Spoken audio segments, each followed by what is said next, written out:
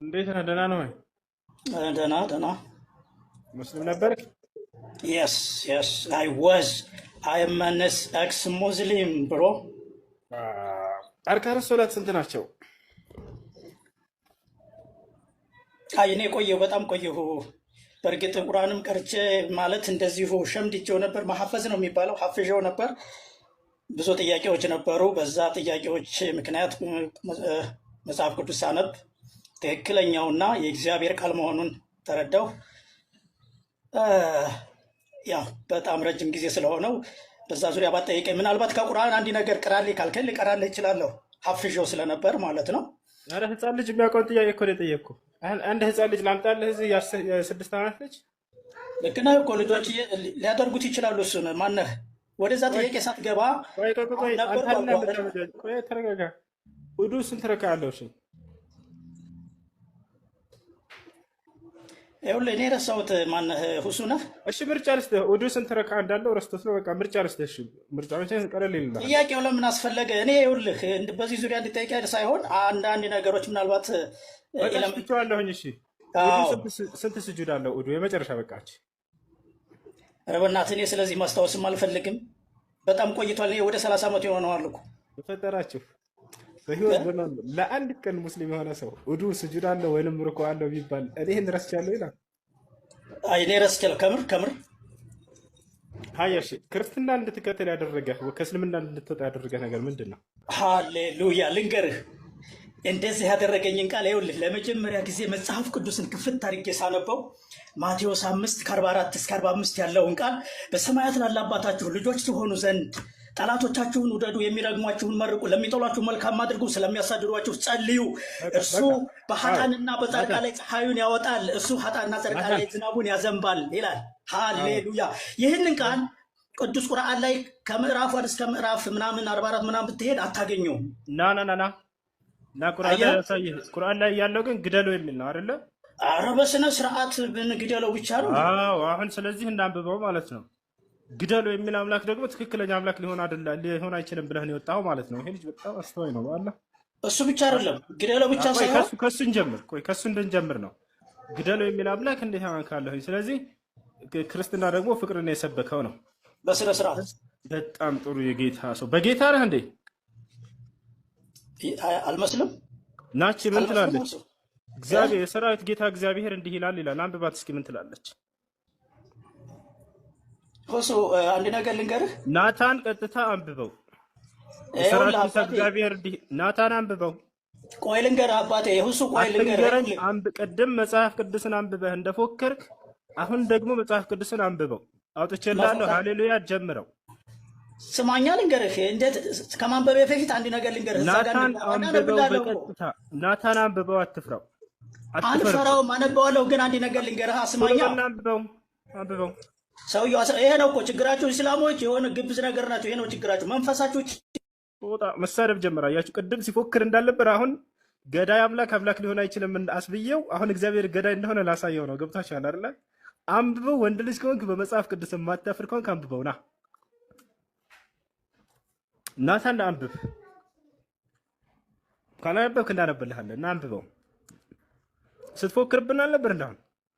ያው እግዚአብሔር ሕፃናቶችን ግደሏቸው እያለ ነው። ብላቴናዎችን ግደሏቸው እያለ ነው። ሴቶችን ግደሏቸው እያለ ነው። እና ላሳየህ ናታን ናቲሻ ከእስልምና እንዴት ወጣ ወደ ክርስትና እንዴት ገባ ብዬ ጠየቅኩህ። ጸጥ እያለ ወርቅ የሆነ የህይወት ቃል ነገርኩህ አባቴ። ፈጣሪ ረጋ በል እንጂ ደርሰታኝ እንዴት ወደ ክርስትና ገባ ስለው ማቴዎስ ወንጌል ምናምን አለና በቃ ስለ ፍቅር ሰበከን። ገብታችኋል አይደል? በስነ ስርዓት ያንን ቃል ቁርአን ውስጥ የትም ቦታ አታገኘውም።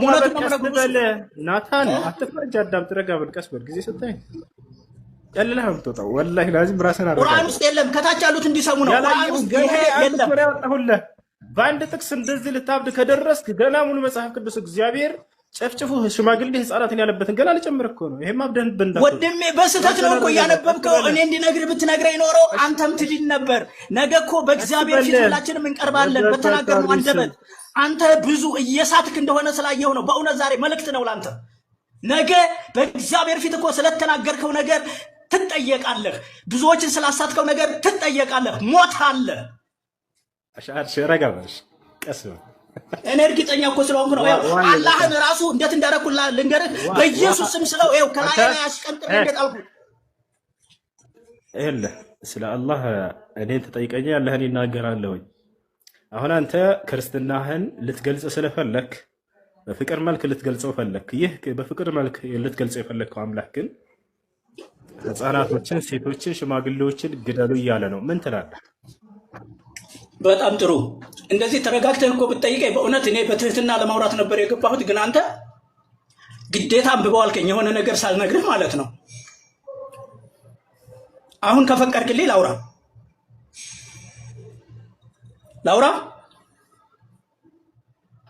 አይሰማም? እያወራህ ነበር እኮ እንደገና እያስፈቀድከኝ ነው ወይስ ነገር ፍለጋ ነው? ነገር ፍለጋ አይደለም።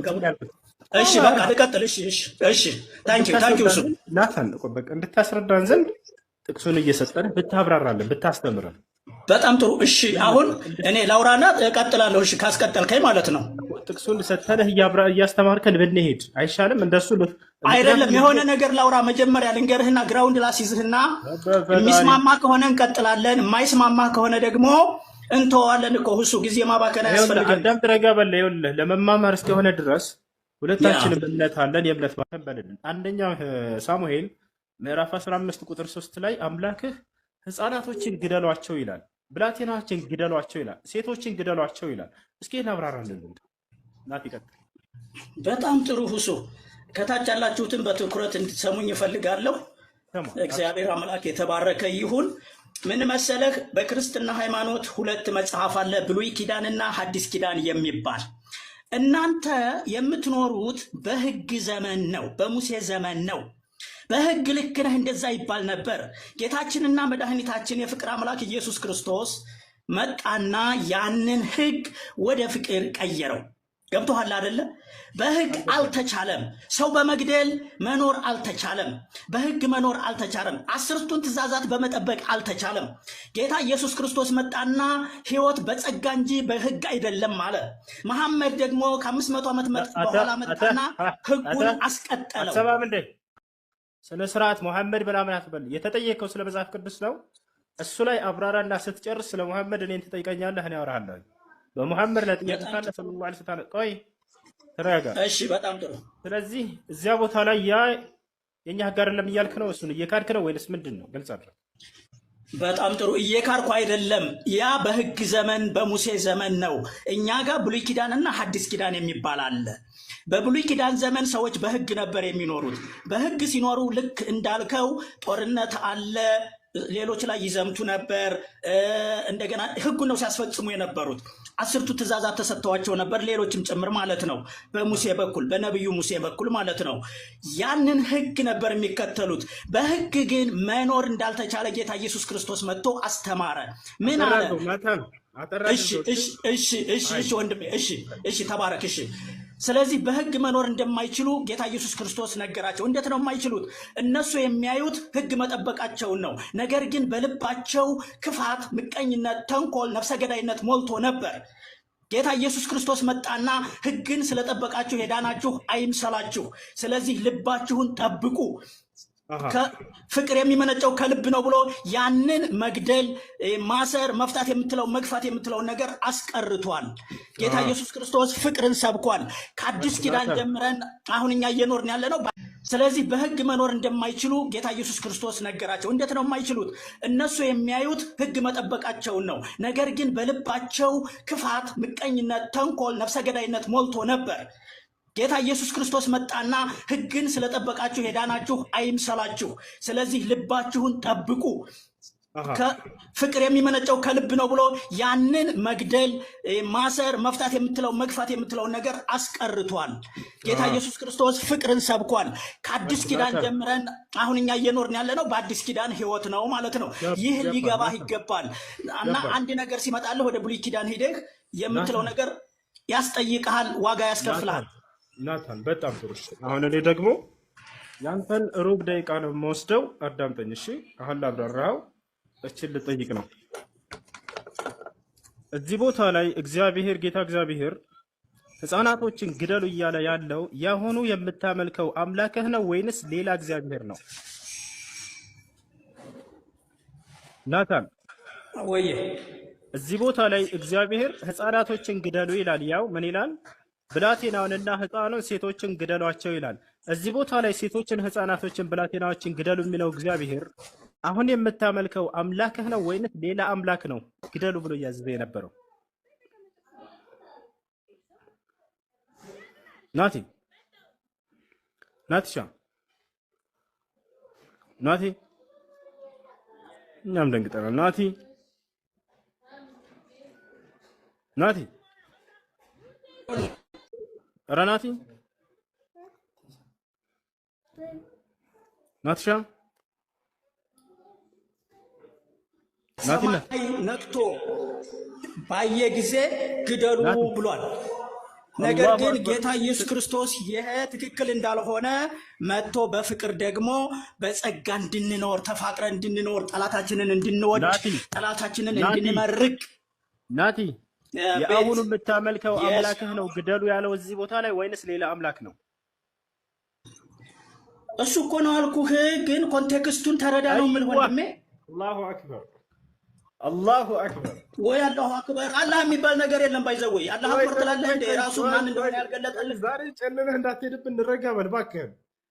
ውሃ እየጠጣህ ቅድም ሊያስመልጠው ነበር ኢየሱስ ክርስቶስ አልገደለም። በፊት አንተ ነው እንጂ ዛሬ አዲስ ነገር ረጋ በእንጂ ቀስ በል። አንተ እኮ አወራህ ትንሽ አውራ። ፍቀድልኝ በቤቴ ያስፈቀደ እዚህ ግደሉ እያለ ያለው ማን ነው? ህፃናቶችን፣ ሴቶችን፣ ሽማግሌን ግደሉ የሚለው ማን ነው ስለው ቅድም አይ የዚያ ዘመን ህግ አይደለንም እኛ አዲስ ኪዳን ነው የፍቅር ምናምን ብሎ ሊሸውር ፈለገ። ነገር ግን ቀጣዩ ጥያቄ ምን ይሆናል መሰላችሁ? ዛሬ የምታመልከው አምላክህ ነው እዚያ ላይ ግደሉ ሲል የነበረው ወይንስ ሌላ አምላክ ነው አልኩት። አይ ራሱ ነው አለ። ስለዚህ የዛሬው በፍቅር የሚሰብክህ አምላክህ በፊት አስገዳይ ነበር። ንስሐ ገብቶ ነው ወይንስ ምን አድርጎ ነው ሲያስጨፈጭፍ የነበረው ሴቶችን፣ ህፃናቶችን? ልሽ ዛሬ ላይ እንደገና በቃ ፈቀድኳችሁ ብሎ ቢመጣ ይሄ መሸወድ አይሆንም? ቅድሚያትህን እናት አባትህን ሲያስጨፈጭፍብህ የሆነ ሰው ሲገላቸው መጣና ግደሏቸው እያለ ህግ አውጥቶ ዛሬ በአንተ ጊዜ መጣና ደግሞ ዛሬ ፍቅር አምላክ ነኝ ፍቅር ህግ ነው ያወጣሁላችሁ ቢል ቅድሚያቴን አስገድለህ የሚል ጭንቅላት ላይ አይመጣም? ኧረ ሁስታው እንደሱ አይደለም ነው እንጂ ናቲ። ቆይ እንጂ ወንድ ልጅ አንዴ ረጋ ብለህ አስብ። የምትጠየቅበትን ነገር እያወራ እኔ እኮ ላዲንህ ዛሬ ላዲንህ ነው እኮ የመጣሁት። በጣም እየሳትኩ ነው አንተ ናቲ። የምታመልከው አምላክ ራሱን አያድንም አይደለም አንተን ልታድን ማለት ነው። እሱን ያኔ ታወራለህ፣ ከእሱ ጋር ታወራለህ። ሞት አይቀርም፣ አየህ ትሞታለህ። በፊቱ ነው የምትቀርበው። ሁሱ ሌሎች እንዲሰሙ ብቻ ነው የምፈልገው። ኢየሱስ ክርስቶስ ራሱን አያድንም። ጠላትህን ውደድ የሚል አንድ እንኳን አንቀጽ የሌለው ያንተ መጽሐፍ ና ኢየሱስ ክርስቶስ አምላክህ ራሱን አያድንም። ላሳየህ። እሱን ትናገራለህ፣ እሱ ፊት ስቀርብ ታወራለህ። እሱን ና እዚሁ ነው እንጂ የማወራው። ያው ራሱ ነግሮናል ኢየሱስ እንደማያድን ራሱን እዚሁ ነው የማወራው። እሱን አንተ ይኸውልህ በመንፈስ ቅዱስ ስላልሆንክ አንተ ብዙ እየሳትክ ነው ያለኸው። ያው ኧረ በእናትህ ይኸውልህ አንድ ነገር ልንገርህ። ተረጋጋ። ነገ መሞትህ አይቀርም። በጌታ በኢየሱስ ክርስቶስ ሕያው አምላክ ፊት መቅረብህ አይቀርም። በዚች አንደበትህ ብዙ ታወራለህ። ይኸውልህ መልሱን ትሰጥበታለህ። ለማዳመጥ ራሱ ዝግጁ አይደለም። ምንም ማድረግ አይቻልም። አያቸው ክርስቲያኖች በቃ እንዲህ ናቸው። ምን ይላል እዚህ ቦታ ላይ ኢየሱስ ክርስቶስ ራሱን ማዳን እንደማይችል አንተ መንፈስ ቅዱስ ስለሌለህ ብዙ መረዳት ይቀርሃል። ይሄ መጽሐፍ ቅዱስ የምትረዳ ኢየሱስ ዛሬ ባላ እንዳያብድብን እናወርደው እንደ ባላ ጨለለ ኢየሱስ ክርስቶስ ምስክር ነው። በሳት ነው የምትገባው አይደለም። እውነቴን ነው። ሁሱ ተመለስ። ጌታ ኢየሱስ ክርስቶስ እሱ ፊት ትቀርባለህ። ገሃነመ እሳት ነው የምትገባው። እሱ ዝም ብሎ አምላክ እንደ ጨለለ ያቀ ምንድነው? አሁን በእኛ ጋር ፈጣሪያችን ወይም ደግሞ ኢየሱስ ክርስቶስ ጌታ ነው ብለን ስናምን ኢየሱስ ክርስቶስ በእናንተ ምን አይነት የስራ ድርሻ አለው? አንድ ሁለተኛ ደግሞ የኢየሱስ ክርስቶስ በመንፈስ የወለደችው እናታችን ማርያም በእናንተ ጋስ ምን አይነት ክብር አላት? ሁለተኛ ሶስተኛ ደግሞ አሁን በእኛ በክርስቲያኖች ሴት ልጅ ትዘምራለች፣ በኦርቶዶክስ ማለት ነው። በካቶሊክ ደግሞ ሴት ልጅ ትቀድሳለች። በእናንተ ደግሞ ሴት ልጅ አዛን ማለት አትችልም ይባላል። እሱ ስለምን መልካም። እሺ ሃይማኖት ይቀየራል? እሺ መርሐባ። የመጀመሪያው ነቢዩላህ ዒሳ ወይንም ኢየሱስ ክርስቶስ በእስልምና የተከበረ መልእክተኛና ነቢይ ነው። አላህ በቁርአን ላይ ሲናገር መልመሲሑ ብን መርየመ ኢላ ረሱሉን ቀድ ኸለት ሚን ቀብሊህ ሩሱል ይላል። ወኡሙሁ ስዲቀቱን። ስለ እናቱም ስለጠየቀ በዚህ አጋጣሚ አላህ ምን አለ? የማርያም ልጅ ክርስቶስ ከእርሱ በፊት እንዳለፉት መልእክተኞች አንድ መልእክተኛ፣ ከነቢያቶች መካከል አንድ ነቢይ ነው እያለ ይናገራል። እንዲሁም እናቱ ደግሞ ጻድቅ ነች ይላል። ማርያም በእስልምና እጅግ በጣም ትልቅ ቦታና ደረጃ ያላት ሴት ነች። ጻድቅ ሴት ነች ብሎ አላህ በቁርአን ላይ ስሟን የጠቀሳት ብቸኛዋ ሴት ነች። ወኡሙሁ ስዲቀቱን አለ፣ እናቱ ጻድቅ ነች አለ። ነቢዩ ሰለላሁ ዐለይሂ ወሰለም በሐዲስ ላይ እናቱ ማርያምንም ኢየሱስንም ሁለቱንም ጻድቆች ብለው ገልጸዋቸዋል። የሚገርማቸው ነቢዩላህ ዒሳ ወይም ኢየሱስን ሲናገሩ ምን አሉ? ፈአቁሉ ከማ ቃለ አልዓብዱ ሷሊሕ አሉ። አልዓብዱ ሷሊሕ ብለው ገልጸውታል። ጻድቁ የአላህ ባሪያ ብለው ገልጸውታል መሲሁን። እናቱንም ልክ እንዲሁ ጻድቅ ነች ብለው ገልጸዋታል። ከሙለ ሚን ሪጃል ከሲር ወለም የክሙል ሚን ኒሳ ኢላ አርበዓ ወሁም መርየም ወአሲያ ወፋጢማ ኸዲጃ። ከሴቶች ምልኡነትን የተጎናጸፉ ወይም ጽድቅናን የተጎናጸፉ አንዷ ማርያም ነች ብለው ተገልጸዋታል። ይህን ያክል ከአምላክ ዘንድ ጸደቀች ማለት በቃ ሁለቱም ዓለም አማረላት። ይህ ሁለቱንም ዓለም ስኬታማ የሆነች ሴት ነች መርየም ዓለይሃ ሰላም። አላህ በቁርአን ላይ ንጽሕት ብሎ ገልጿታል። በቃ ንጹህ ሴት ነች እርሷ። አላህ በቁርአን ላይ ስለ እርሷ ሲናገር ኢነላህ አስጠፋኪ ወጠሐረኪ ወስጠፋኪ ዐላ ኒሳኢል ዓለሚን ይላል። እነሆን የአምላክሽ አላህ መርጬሻለሁኝ አላት፣ ከሴቶችም ሁሉ አንጽቼሻለሁኝ አላት፣ ከዓለማት ሴቶች ሁሉም በላጭ ነሽ አንቺ አላት። ያ ሰላም! የዓለም ሴት ከማርያም ጋር ቢወዳደር እርሷን ጫፏን አይደርስም። ያ ጀማዓ በጣም ትልቅ ደረጃ ነው ያላት። ታዲያ ይህን ጽድቅና የተጎናጸፈችው በምንድን ነው? ለጌታዋ በጣም ታዛዥ ስለነበረች ነው። ጌታዋን አላህን በጣም ስለምትገዛ ነበር ነው። ከእርሱ ውጭ ሌላ ማንንም አትገዛም። በጣም ጥብቅ የሆነች ሴት ነች። ደግሞ በዚያ ላይ አላህ በቁርአን ላይ ወካነት ሚነል ቃኒቲን አለ፣ በእኔ ትእዛዝ ላይ ቀጥ ካሉት ነበረች ብሎ ይገልጻታል። አያቸው ነቢያችን ሰለላሁ ዐለይሂ ወሰለም ስለ ማርያም የቀጣዩ ዓለም ዕጣ ፈንታዋን ሲናገሩ ምን አሉ? ወዴት እንደምትሄድ በቀጣዩ ዓለም አፍضل ኒሳኢ አህሊል ጀና አርበዓ ወሁም መርየም ወአሲያ ወፋጢማ ኸዲጃ አሉ። የገነት ታላላቅ ሴቶች አራት ናቸው አሉ። አንደኛዋም ከነዚያ መካከል ማርያም እንደሆነች ተናገሩ። ማነች? መርየም ዓለይሃ ሰላም ነች። እና ይሄ ነው ደረጃዋ። ልጇም ልክ እንዲሁ በጣም የተከበረ መልእክተኛ ነው። አላህ በቁርአን ላይ ስለ እርሱ ምን ብሏል? ስለ መሲሁ ወጂሃን ፊ ዱንያ ወልአኺራ ወሚነል ሙቀረቢን አለ። በዚች በቅርቢቱም ዓለም በቀጣዩም ዓለም ባለ ክብር የሆነ ነቢይ ነው። ባለሟል የሆነ ነቢይ ከእኔ ዘንድ ቅርብ ደረጃ ካላቸው መካከል ነው ብሎ ገለጸ። ያ ሰላም! ከአምላክ ዘንድ ቅርብ ደረጃ ካላቸው ነቢያቶች መካከል ነው። 5 ነቢያት ማንም ደረጃቸውን አይደርስባቸውም። ኡሉል ዐዝም የሚል ስያሜ ያላቸው የቁርጠኝነት ባለቤት ማለት ነው። ያ ማለት በአስተምሮታቸው ጊዜ ከማንም በላይ መከራ ደርሶባቸው የትዕግስት ጥግ የደረሱ ነቢያት ናቸው። እነዚህ 5ቱን አላህ በሁለት ቦታ ላይ በተከታታይ ይገልጻቸዋል። አንደኛ ሱረቱል አሕዛብ፣ ሁለተኛ ሱረት ሹራ ላይ ማን ናቸው? ነቢዩ ሙሐመድ ሰለላሁ ዐለይሂ ወሰለም፣ ኢብራሂም ዐለይሂ ሰላም ወይንም አብርሃም፣ ልክ እንዲሁ ደግሞ ነቢዩላህ ዒሳ ወይንም ኢየሱስ ወይንም ደግሞ ሙሴ እና ሃሩን ማነው ኖህ። እነዚህ 5ቱ እንደ አጠቃላይ መሲሁ እጅግ በጣም የተከበረ አምላክ ከአላህ ነቢያቶች መካከል ነበር። መሲሁ ራሱ ሲናገር ወረሱለን ኢላ በኒ እስራኤል ይላል። ወደ እስራኤል ልጆች የተላኩኝ የአላህ መልእክተኛ ነኝ አለ። እኔ አምላካችሁ ነኝ አምልኩኝ አላለም። ያ ጀማዓ ማርያምን በፍጹም እኔ አምላክን የወለድኩት ብላ አታውቅም። ገብቷቸዋል። ከነቢያቶች መካከል አንድ ነቢይ ነው። እጅግ በጣም ትልቅ ቦታና ደረጃ ያለው ነቢይ ነው። አምላክ አላህ በርካታ ተአምራትን ሰጥቶት ነበር የነቢይነቱ ማረጋገጫ ይሆን ዘንድ። ለምሳሌ አይንን ማብራት፣ ሙታንን ማስነሳት፣ ለምጽን መፈወስ። ለምጽ ያለባቸው ሰዎች አካላዊ በሽታ ይዘህ በመሲሁ ዘመን አትሄድም የተፈወስክ ቢሆን እንጂ መሲሁ በአላህ ስም ብሎ ቢስሚላህ ብሎ ነካ ካደረገህ ያለብህ በሽታ ሁሉ ይፈወስ ነበር። ገብታችኋል? መሲሁ ከሰራቸው ድንቅ ተአምራቶች መካከል ከተገለጸው አንድ እስኪ ልንገራቸው። መሲሁ ዒሳ ዓለይሂ ሰላም በእስራኤል ምድር ላይ ያስተምራል። በጣም አመሰግናለሁ። መርሐባ። እሺ ይሄ ነው። ሶስተኛው ምን ነበረ? እስከ ዛሬ የሴት አዛና አትችልም ምናምን ነገር ኦኬ። ሴት ልጅ ሴት ልጅ አዛር ናት። ሴት ልጅ ምን ማድረግ አለባት? እስኪ ከክርስትና ያለውንም እነግርሃለሁ፣ ችግር የለውም። እንደ እስልምና ሴት ልጅ ማስተማር ሁላ ትችላለች። የሚገርማቸው ማስተማር ሁላ ትችላለች። እናታችን አይሻ እንዲሁም ሌሎች በነብዩ ሰለላሁ ዐለይሂ ወሰለም ዘመን የነበሩ ሴቶች ለትውልድ ያስተምሩ ነበር። በመስፈርት ሴት ልጅ ፊቷን ሰትራና ደብቃ ወንዶችን ፈተና እንዳትሆን፣ ለፈተና እንዳታጋለጥ ሌሎችን ገብተዋል። ከዚህ አንጻር እንደሱ ሆና ታስተምር ነበር። ልክ እንዲሁ ደግሞ በቤቷ ውስጥ የአምልኮ ስርዓቶችን ሁሉ መስራት ትችላለች። አዛን ያልከውንም እንዲሁ አዛን፣ ይህ የአዛን ጥሪ የሚመለከተው ወንዶችን ስለነበር ነው። ወንዶችን ነው እሱ የሚመለከተው። ሴቶች ቤታቸው መስገድ ሁላ ተፈቅዶላቸዋል። እንደሚታወቀው ጨለማ አለ። በጨለማ የሚሰገዱ ሶላቶች አሉ። የሱብሒ ሶላት የሚባል አለ፣ የኢሻ ሶላት የሚባል አለ።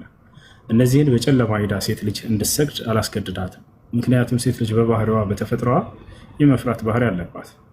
ሌሊት ተነስተሽ ሂጂ የሰገጅ ብትባል ብቻዋን ሴት ልጅ ሄዳ መስገድ ትችላለች? ይከብዳል። አያችሁ፣ ይሄን ነገር አላህ አቅልሎላታል። ሴት ልጅ ቤቷ በመስገዷ ግን እሺ ምንዳውን ተቀንሶ ነው የሚደርሳት? ላ አይደለም፣ ምንዳው እኩል ነው የሚደርሳት። ምክንያቱም ቤቷ እንድትሰግድ የደነገገላት ራሱ ኢስላም ነውና ነብዩ ሰለላሁ ዐለይሂ ወሰለም ኸይሩ መሳጅዲል መርአ ቀዕሩ በይቲሃ አሉ። የሴት ልጅ በላጭ መስጂዷ ቤቷ ውስጥ ነው። እንደ አጠቃላይ ይህ ነው እና ቤቷ ውስጥ ማንኛውንም የአምልኮ ስርዓቶች ሁሉ መፈጸም ትችላለች። ውጭ ላይስ ምን ትችላለች ከተባለ ትውልድን ማስተማርና ማነጽ ትችላለች። የነብዩ ሰለላሁ ዐለይሂ ወሰለም ሚስት እናታችን አይሻ ከማንም በላይ ከሴቶች እውቀትን ቀስማ ለትውልድ ያስተማረች ታላቅ ሴት ነበረች እና ይህ ነው። ከክርስትና አንጻር ከተባለስ እንደ ክርስትና ምናልባት መጽሐፍ ቅዱስ ላይ ያላየህ ከሆነ ላሳይ ይችላለሁ። እዛ ላይ ሴት ግን በማህበር ዝም ይበሉ ብሏል። መማር ብትፈልግ ከባሏ ትማር እያለ አስቀምጦላታል። ምናልባት ጥቅሱን ካስፈለገ አንድ ላሳያቸው ይመስለኛል። ሴቶች እንደ መጽሐፍ ቅዱስ ከማስተማር ረገድ ያለውን ነገር ከይቅርታ ጨምር ስልክ ቻርጅ ሊዘጋብኝ ስለሆነ አንድ ልጠይቅህና አስቀድመኝ። አንድ ብቻ ከዚህ በፊት አሁን በክርስትና እምነት ተከታይ ሆኜ አሁን ወደ እስልምና ስቀየር እናንተ ጋር እንዴት ነው የሚታየው? ከዚህ በፊት የነበርክበት ወንጀል ሁሉ እንዳለ ይቅር ይባላል። ስላለፈው አምላክ አላህ ምንም አይነትን አያስብብህም። ከኃጢአትህ ሁሉ ንጹህ ያደርግሃል። የኃጢአትን ስርየት ይሰጥሃል። አምላክ አላህ ስብሐነ ወተዓላ ወደ እርሱ ለሚመለሱ ሰዎች በይቅርታ እንደሚቀበላቸው፣ በውዴታው እንደሚቀበላቸው ኢነ ለዚነ አመኑ ወዐሚሉ ሷሊሓቲ ሰየጅዐሉ ለሁም ረሕማኑ ውዳ ይላል። እነዚህ ያመኑትንና መልካም የሰሩትን እኔ ውዴታዬን አደርግላቸዋለሁ እሰጣቸዋለሁ ብሎ ተናግሯል። አላህ ወዳድ አምላክ ነው። ባሪያዎችን በጣም ይወዳል። ወደ እርሱ ሲመለሱ በተለይ ከምንም ነገር በላይ በይቅርታ የሚቀበል በምህረት የሚቀበል የሆነ አምላክ ነው። ንስሐቸውን በደስታ የሚቀበላቸው አምላክ ነው። ወአኒቡ ኢላ ረቢኩም ይላል። ተው ሰዎች ወደ እኔ ወደ ጌታችሁ ተመለሱ እያለ ብዙ ቦታ ላይ ይናገራል። እና ሰዎች ወደ እርሱ ሲመለሱ ጊዜ ያለፈ ኃጢአታቸውን ሁሉ ሊምርላቸው ቃል ገብቷል። እሱ ነው። እሺ በጣም ይቅርታ። እሺ አሁን እዚሁ መያዝ እችላለሁ ወይስ እዚህ ባለው ሰው ፈልዬ ነው የምቀይረው? ችግር የለም፣ እኛ ጋር እናስይዛለን የምለውን ቃል አብረህ እየተከተልክ ነው።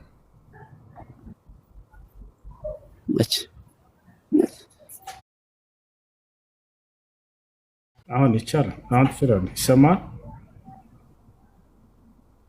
አዎ ይሰማኛል። እሺ ከኔ ጋር ሸሃዳ ለመያዝ ዝግጁ ሆነሽ? እሺ አሽሃዱ ዝግጁ ነኝ።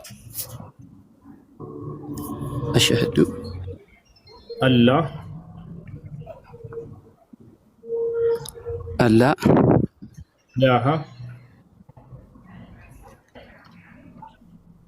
ኢላሃ ኢለላህ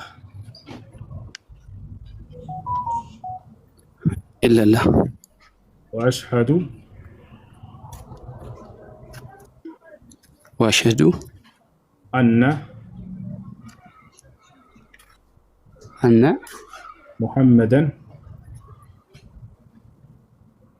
ሙሐመድ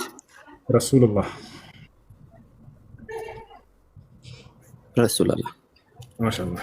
ከዚህ በኋላ አሁን ያልከው ቃል የሻሃዳ ቃል ወይም የምስክር ቃል ይባላል። አንድ ሰው እስልምና ሲቀበል ጊዜ የሚመሰክረው የምስክር ቃል ነው። ይሄ በነቢያቶችም ሁሉ ዘመን ይሄን ቃል እያሉ ነው ሰዎች ወደ እስልምና ሲገቡ የነበር። ትርጉሙ አሽሀዱ አን ላኢላሃ ኢለላህ ማለት እነሆ ከአላህ በስተቀር በእውነት የሚመለክ ሌላ አምላክ የለም ብዬ መሰክራለሁ ማለት ሲሆን ወአሽሀዱ አነ ሙሐመድን ረሱሉላህ ማለት ደግሞ ሙሐመድም የአላህ መልእክተኛና ነብይ ናቸው ብዬ መሰክራለሁ ማለት ነው። እሺ አንድ ሰው እስልምናን ከተቀበለ በኋላ ሻወር ይወስዳል ለሶላት ራሱን ዝግጁ ያደርግ ዘንድ። ከዚያም ስለ ሶላት አሰጋገድ በመማር ለዚህ ላመነውና ለመሰከረው ለአንዱ አምላክ መስገድን ይጀምራል ማለት ነው። ከዚያም ኢስላም የሚያዘውን ህግና ፍርሃት በሂደት በመማር ይፈጽማል። የከለከለውን ነገር በቻለው አቅም ይርቃል። ይህ ነው አምላክ አላህ በቀጣዩ ዓለም ጀነትን ሊያስገባን የዘላለማዊ ህይወትን ሊሰጠን ከሞት በኋላ ቃል ገብቷል። ይህም በቁርአን ለበርካታ ቦታ ላይ ይናገራል። እሺ ሙስሊም ጓደኞች ምናምን ታገኛለህ አይደለ? በአቅራቢያ ለጊዜው ማንም የለኝም። በቃ እሺ አንድ ሰው እናገናኝህና በውስጥ ይጽፉልሃል። እሺ ልጆች ያገኙ አድርገው ኢስላማዊ ትምህርት እንድትማር ግሩፕ ምናምን ያደርገዋል። አድሚኖች ካላቸው ዚክራ ወይም ፋኪያ ወይም ዛህራ በውስጥ ጻፉለት። በቃ ያገኘዋለሽ።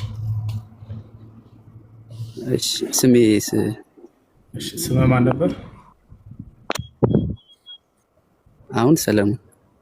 እሺ ሰለሞን። እሺ ደስ የሚል ሙስሊም ስም አለ ወይስ እኛ እናውጣለን? አውጣልኝ። እሺ ሙሐመድ ይሁን። ሙሐመድ በጣም የምንነበስና የነቢያችን ሰለላሁ ዐለይሂ ወሰለም ስም ነው። ወይም ሙሐመድ ወይም ቢላል አንተ መረጠ ደስ ያለ፣ ወይም ካሊድ ወይም ሰልማን ወይም ሱለይማን የትኛው ደስ ይላል? እሺ መሐመድ ይሁን። ሙሐመድ ከላይ ዛህራ የምትለው ልጅ ከላይ ትታያለች። እሷን ፎሎ አድርጋት። ሁለት የሆነ ነገር እሺ ጃ አንድ ጊዜ ሊዮ በቃ አሁን ቀደም ጃ ሊሰጥህ ሲል ምሳሌ በአንተ አይ እንዴት በእኔ ምሳሌ ታደርጋለህ በፍጡር መለኮትን ብለሃል አይደለ? ስለዚህ በአምላክህ ምሳሌ እናድርግ ማለት ነው። ምክንያቱም አምላክህ ላይ መለኮት እንጂ ሌላ ነገር የለም። ስለዚህ አብ ወልድ መንፈስ ቅዱስ አምላክ ናቸው አይደለም? አምላክ ነው። አምላክ ነው። አምላክ ናቸው። አምላክ ናቸው። አምላክ ነው። አምላክ ናቸው አይደለ? አብ ወልድ አምላክ ነው። አምላክ ናቸው። አምላክ ነው። ሁለት ተወዛገብ። ሁለቱንም ደገም። አምላክ ነው። መጀመሪያ አምላክ ናቸው አልክ። አሁን ደግሞ አምላክ ነው አይደለም። አንዳንዴ በስህተት አምላክ ነው። በቃ በስህተት ነው። በቃ ልለፍ። አምላክ ነው። እሺ አምላክ ነው። እሺ አብ ወልድ መንፈስ ቅዱስ እነዚህ ሶስቱ እጆች አላቸው ወይንስ የላቸውም? አላቸው። አላቸው። አምላክ ናቸው። ልብ በሉ። አብ ወልድ መንፈስ አምላክ አይደለም። አምላክ ናቸው አትበል። አምላክ ነው። አምላክ ነው። እጅ አላቸው። እሺ ሶስቱም በስጋ አለው። አልጠየኩም። መለኮቱን ነው። አብ ወልድ መንፈስ ቅዱስ መለኮት ናቸው አይደለ? ወይንስ መለኮት አይደሉም? ስጋ ናቸው፣ ፍጡር ናቸው። በስጋ መለኮቱማ የለውም። መለኮት አለው የሚል አንድ መጽሐፍ ቅዱስ ላይ የለም። ስለዚህ አብ ወልድ መንፈስ ቅዱስ መለኮት አይደሉም። አለቀ ማለት ነው። እዚሁ ጋር በስጋ ሲገለጡ በስጋ ነው የተገለጠው። አልጠየኩም። አብ ወልድ መንፈስ ቅዱስን እነሱን ትኩረት አድርጌ እየጠየቅኩ ነው። አብ ወልድ መንፈስ ቅዱስ መለኮት ናቸው አይደሉም? አንድ መለኮት። ስንት መለኮት ነው አላልኩም። መለኮት ናቸው አይደሉም? አብ ወልድ መንፈስ ቅዱስ ሶስት ናቸው አይደሉም? አንድ መለኮት በሶስት ስጋ ነው። ሶስት ናቸው። አብ ወልድ መንፈስ ቅዱስ ስንት ናቸው? በስጋ ሶስት። አብ ወልድ መንፈስ ቅዱስ ስንት ናቸው? በቁጥር በስጋ ከሆነ ሶስት ነው። በስጋ መለኮት ናቸው አይደሉም? ስጋ ምናምን አልጠየቅኩም።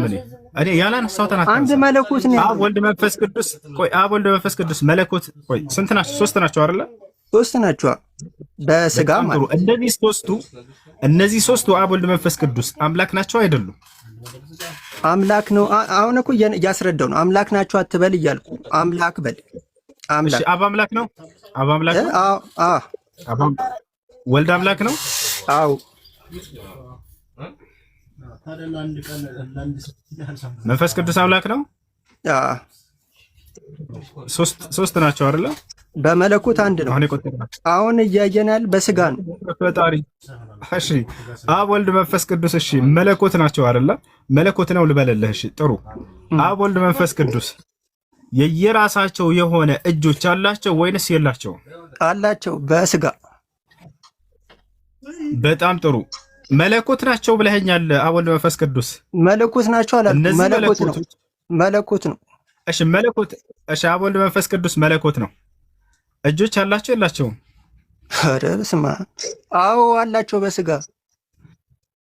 እሺ በጣም ጥሩ የእያንዳንዱ እጅ ስንት ነው? የአብ የወልድ መንፈስ ቅዱስ እጆች ስንት ናቸው? አብ 2 እጅ አለው፣ መንፈስ ቅዱስ 2 እጅ አለው፣ ወልድም 2 እጅ አለው በስጋ ማለት እና ማስረጃ ሳየኝና እየቀጠለ እንድንሄድ ና ትልቁ ላይ ነው ክፈት።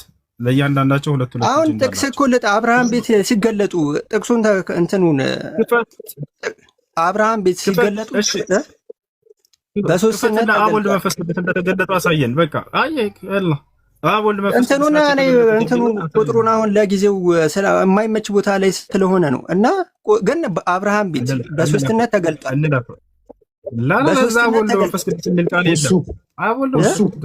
እሱ በመለኮት እግዚአብሔር እጅ አለው እናሳየው። በስጋ ሲሆን በመለኮት እናሳየፍ ነኝ አሳየኝ። እሺ ትንቢተ ኢሳይያስን ክፈትለት 48:13 ትንቢተ ኢሳይያስ 48:13 እሺ ክፈትለት ያንብብ። ጣት ሁላ አለው ጣትም እናሳየዋለን። ያንብቦ እሱ ራሱ ያንብቦ እና ያውና አንብብ ሊዮ 13 ያው ብዙም አይታይም። እስቲ ስለ ስሜ ከሚለው ነው እጄም ምድርን መስርታለች። ያው ብዙም ስለ ስሜ ቀጣዩን ምንድነው? አይ ቁጥር 13